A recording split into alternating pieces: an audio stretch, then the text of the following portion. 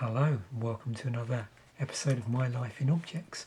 So over the next few weeks we're going on a bit of a guitar and musical instrument jag as it relates to books that I have in my book collection. So we're going to be looking at a number of different interesting books that, you know, if you are a guitar nerd or a music nerd in terms of the equipment side of things, then hopefully there's quite a few here that are going to appeal to you.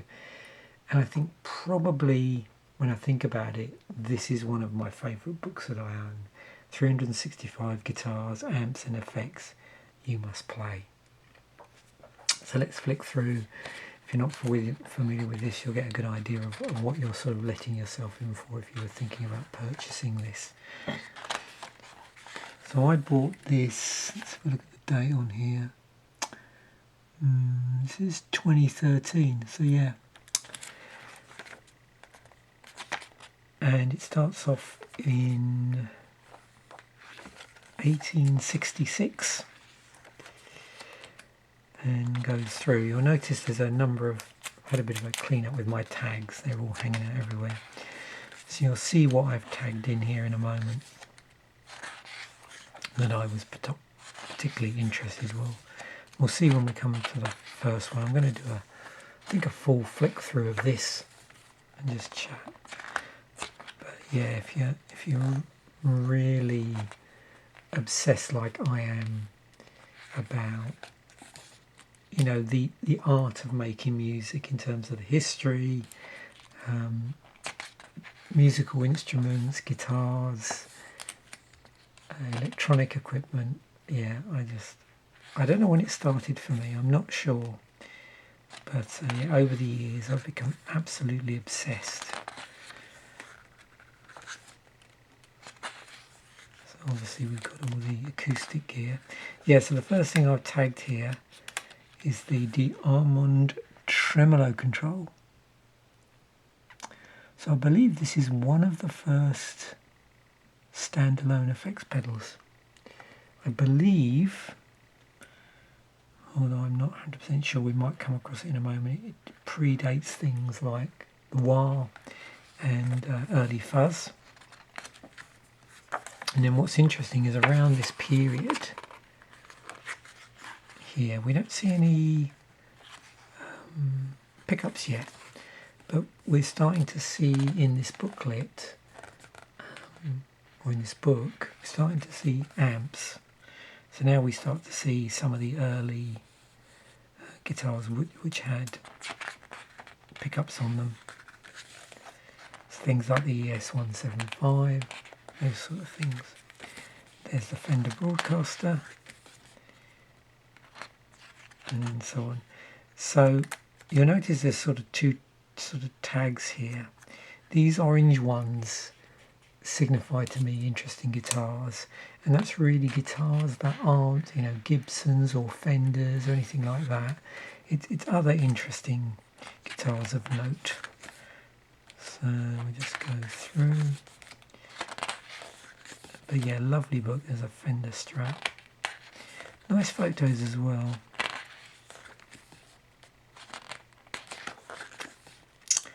And in, you know, upcoming videos, I'll go through some of my other books that have got nice, you know, sort of slightly bigger pictures and illustrations of guitars, those sort of things.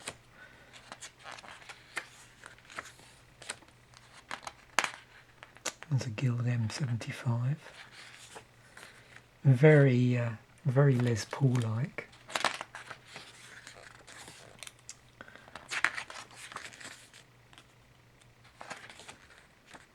Oh, there's a Maestro Echoplex.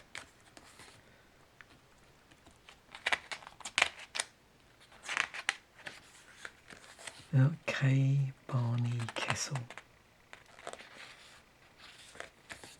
So yeah, I'm definitely very interested in, you know, these, like I say, certain guitars that aren't either Gibsons or Fenders. Not that I'm not interested in Gibsons or Fenders, it's just interesting to see what was around by other manufacturers at that time.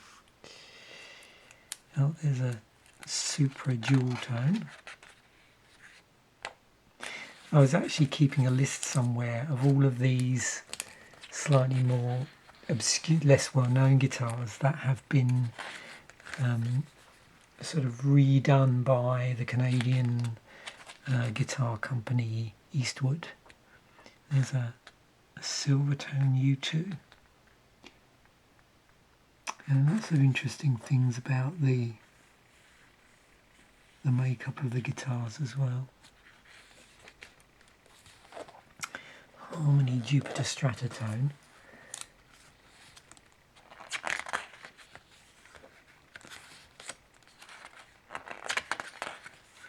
I'll include a link to a rig rundown.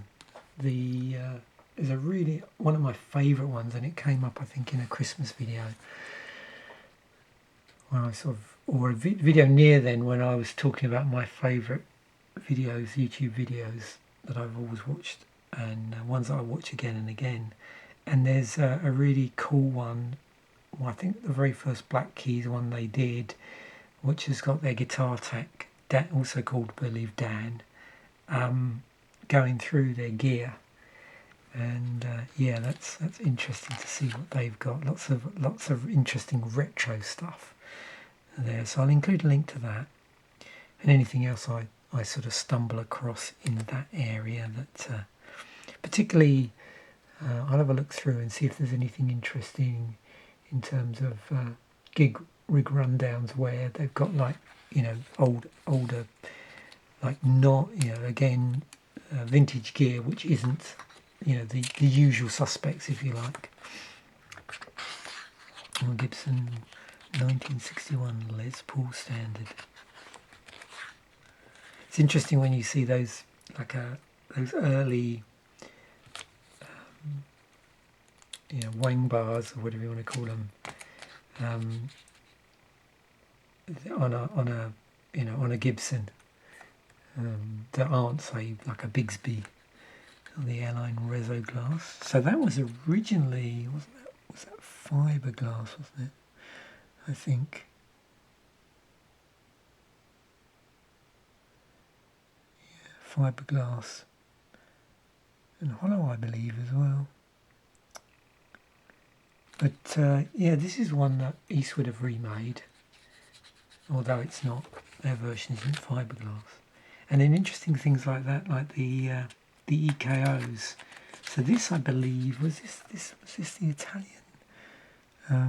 accordion manufacturer. So there's a really interesting period in guitar history where accordion manufacturers that weren't doing so well started getting into guitar building.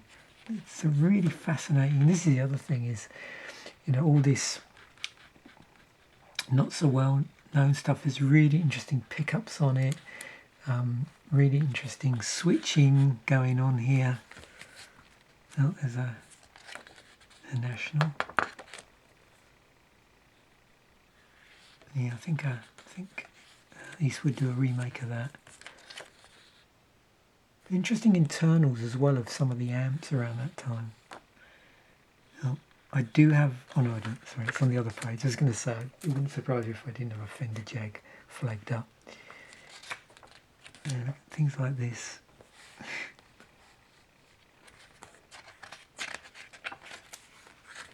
I got quite a nice DK guitar book I'll have to dig out at some point. It's got some interesting stuff in there. Yeah, the Gibson Firebird. So yeah, there is one Gibson in here that I've flagged up. I was always fascinated by those because was it Pete Way from UFO played the bass version of this.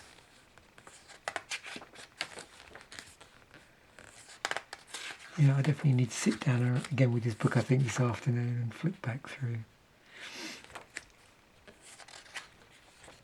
It's good because I'm terrible about remembering guitar facts and electronics facts, carrying around in my head anymore. So books like this really help me. I did actually have one of these way back in the day, when Copycat. Sadly, I rather regret it now. I just disposed of it. But I wish I'd kept it because I think my electronics knowledge is slightly better now, and I might have been able to troubleshoot what the problem was. I think I still actually have some some of the tapes that went into this, the spliced tape that goes around on itself. Oh, there we go, there's a Maestro fuzz tone.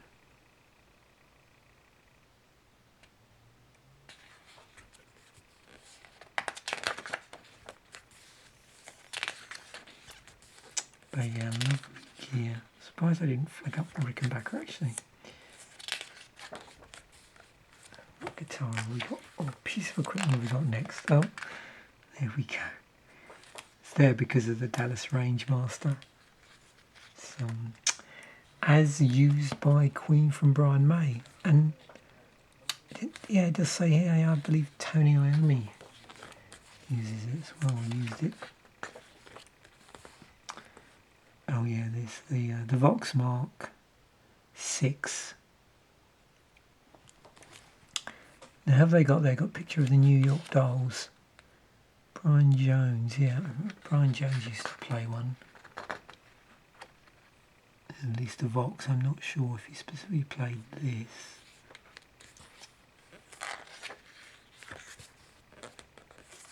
It's a Telecaster, 68.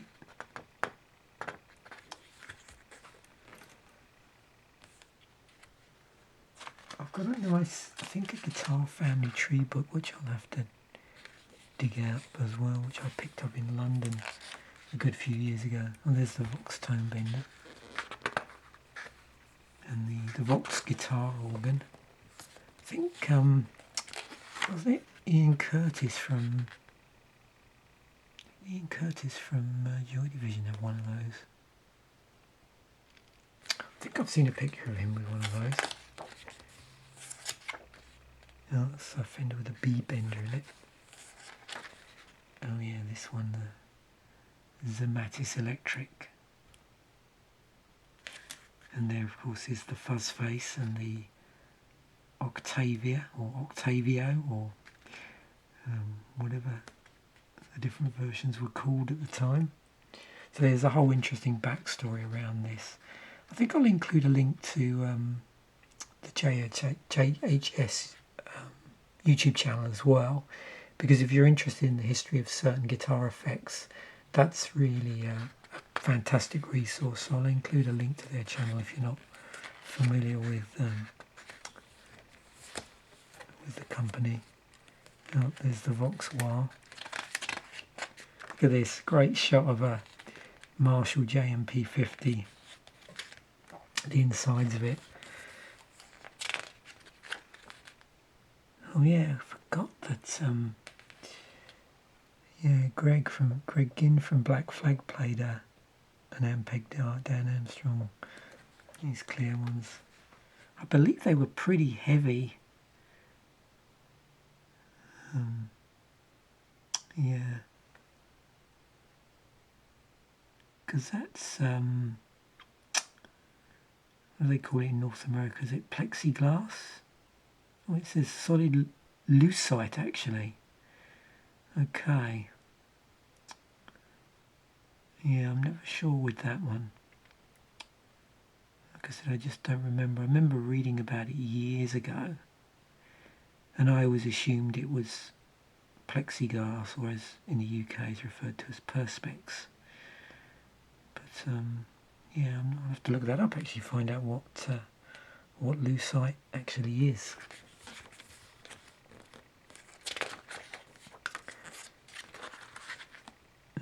The nice red 69 Strat. Here we go, the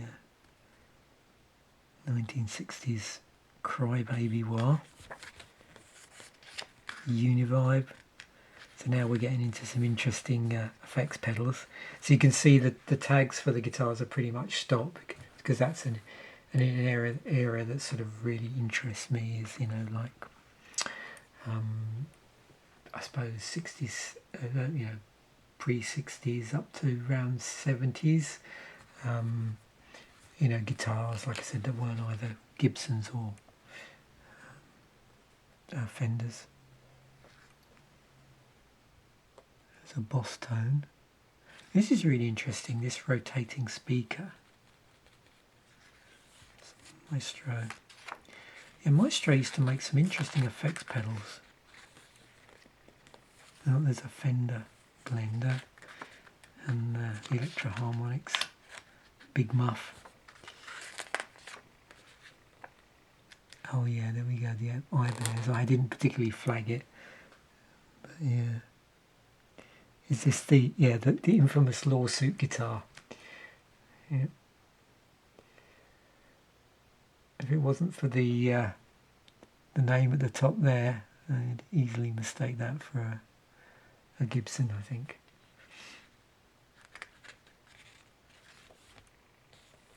Oh yeah, of course. Two classics here, MXR Phase 90 and the Musitronics Mutron 3. Now that was an auto wire type thing, wasn't it? Yeah.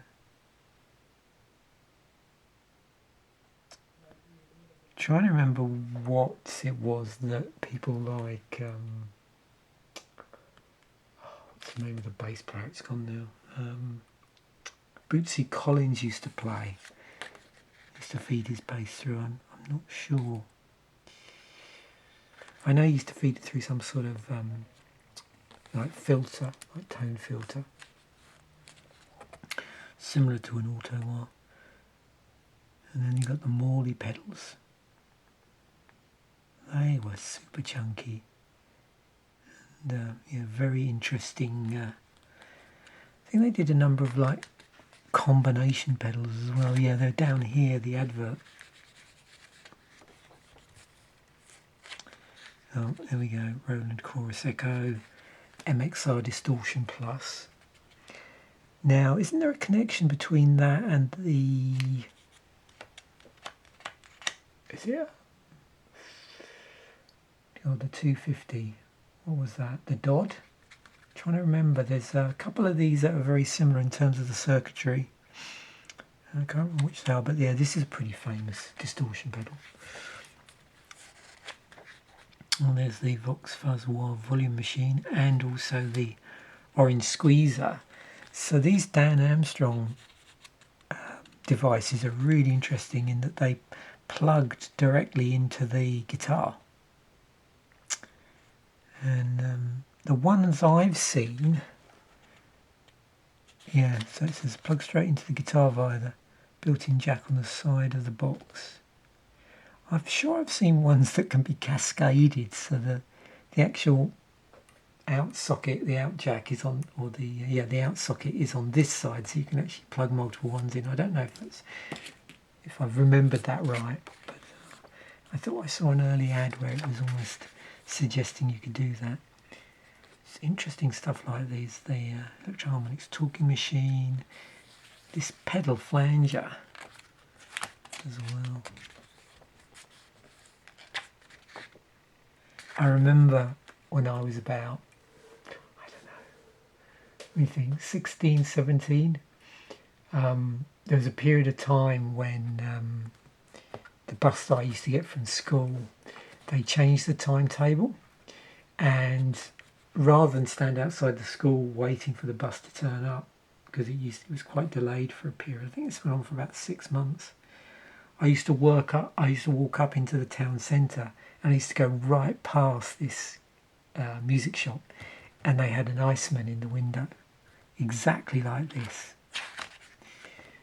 And yeah, it's funny. I didn't end up with it, but I dreamt of owning that guitar. I couldn't afford it. Yeah. Having no money, of course, being at school still. Yeah, the Heil talk box. Oh yeah, I knew I'd flag this up. Yamaha SG 2000. I believe both Stuart Adamson and John McGeoch played those. And that's how I became aware of those. Obviously you can see, yeah, very reminiscent of an SG, Gibson SG. But they all seem, I don't know, pointier. I don't know if it's the trim, the trimming around the side that does that. They're also really nice in like a sunburst colour as well, like a flame burst. Oh yeah, the classic Randy Rose model. What's we got over here? Oh yeah, more classics. So electro harmonics, small clone, the ADA flanger, and the tube screamer. Yeah, they're coming thick and fast now. So we're really into the period of stomp boxes now. So yeah, electro harmonics, Memory Man, Electric Mistress, the SD1.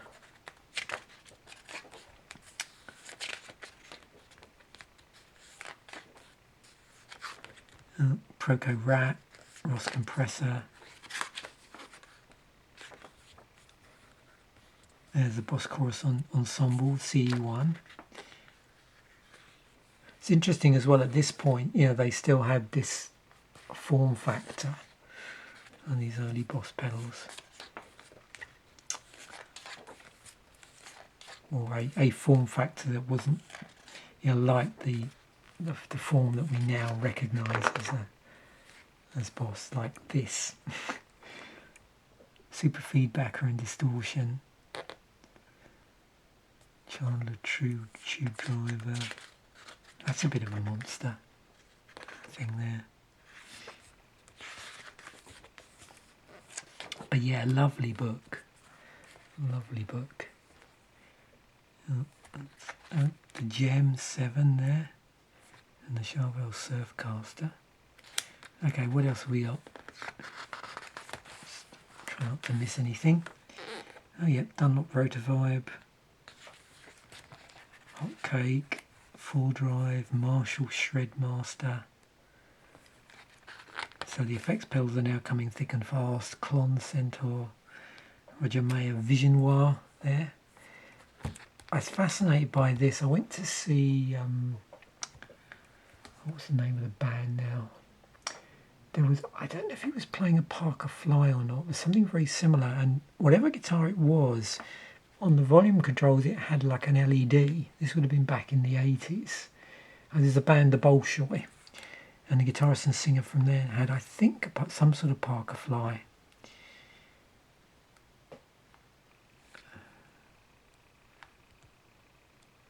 Yeah, it's funny, whenever I go to gigs, it's always like spot the gear, and it's funny because my wife doesn't play.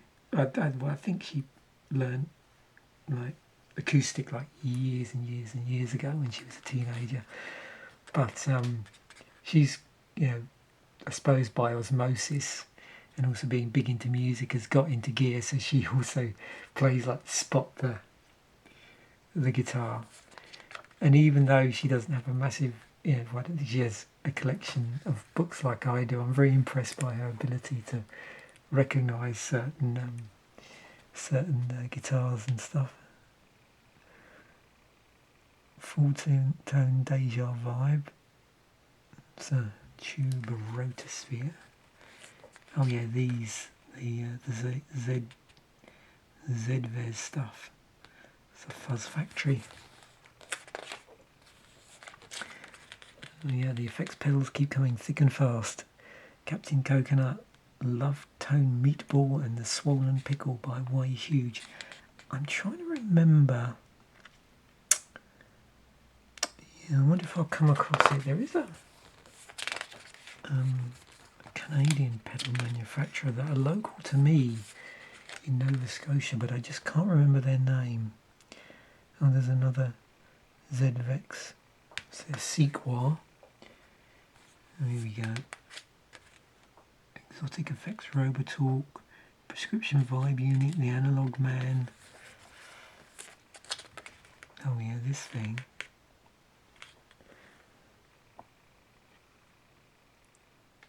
Yeah, I remember these minimal guitars being like really trendy for a while. I don't think it was this one, but I'm sure. I'm trying to think if I saw one with one. Yeah, it'll probably come back to me at the end of the video. Oh, that's a full-tone Clyde Deluxe wire. And there's the Truss Art Steel Caster.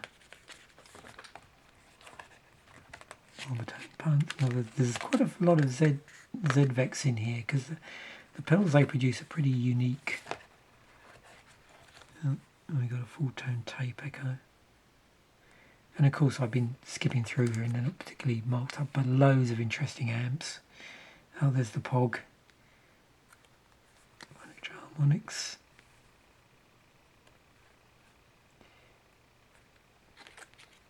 Look at that. It's pretty smart.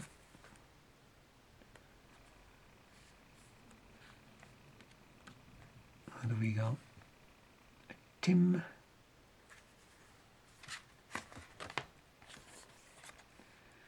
Dr. Scientist Tremolescence.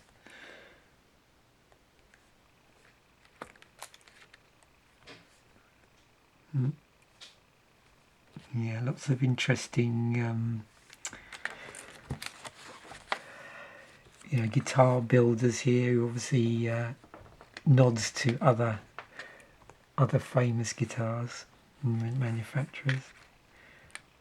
Monster Effects, Swamp Fang, Strymel, El Capistan, De Tape, Echo. Yeah, I've seen rig rundowns with quite a lot of those on people's boards.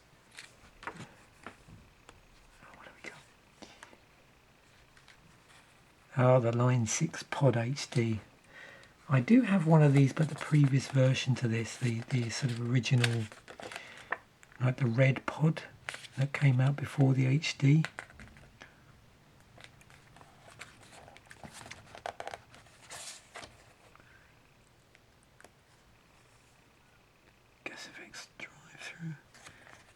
That's, I don't know whether they sold that well. I think, yeah, they didn't go down that well.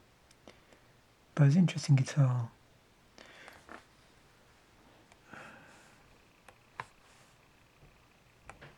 Paul Reed Smith.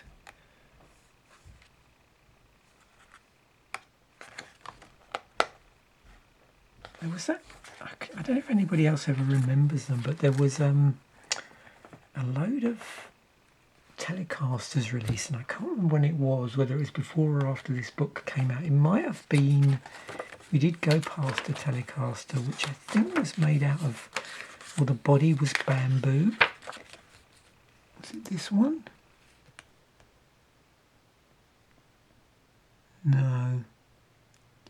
But didn't they do like a load of Telecasters which were all sort of quite unique, and they released them over the course of a year? I think that's it. If I find it, I'll include it in a link, because that's something that really interested me at the time. I was just curious. Okay, hopefully you enjoyed that as much as I did flicking through that. I'm definitely going to go upstairs, make myself a nice beverage and flick through this again. Thanks once again for watching. Bye for now, and I will catch you in a future video.